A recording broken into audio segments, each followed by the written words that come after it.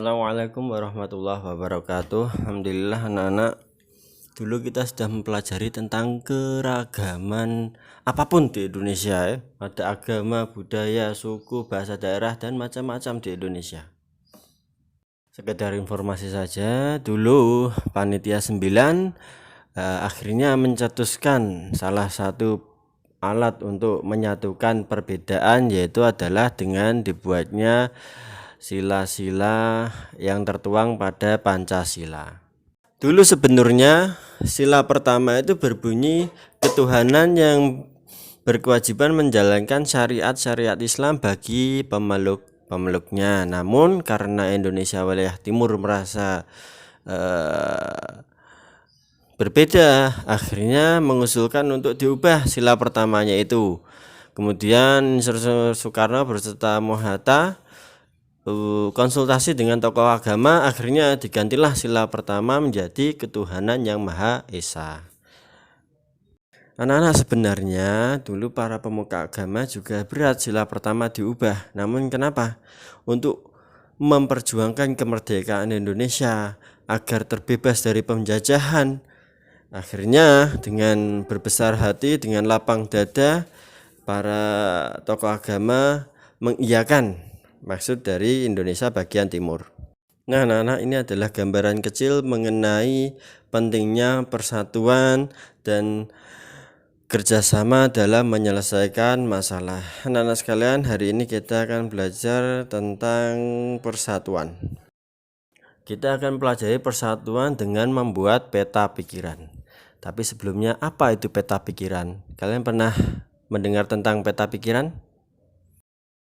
Peta pikiran, mind mapping, ataupun peta konsep adalah diagram yang menggambarkan secara visual tentang ide, konsep, atau informasi tersebut ke dalam sebuah kotak pikiran yang saling terhubung dengan garis.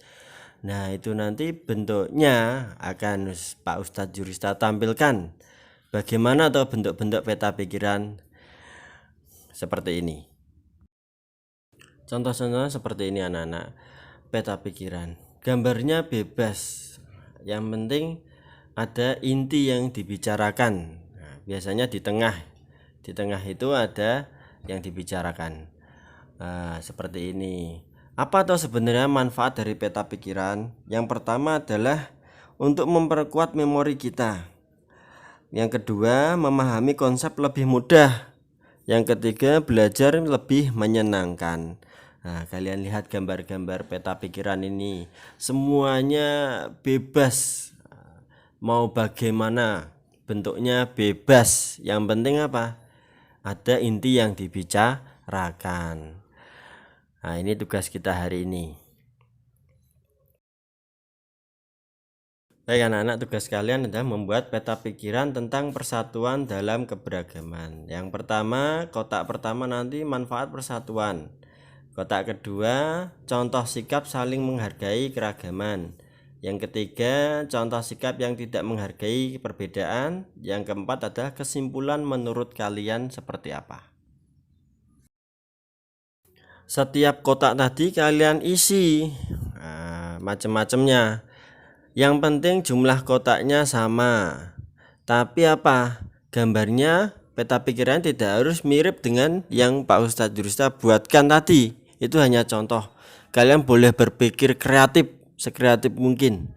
Nah, kemudian kirim tugas kalian melalui WA ya. Itu ditempelkan di dinding biar apa? Biar buat belajar kalian. Terima kasih.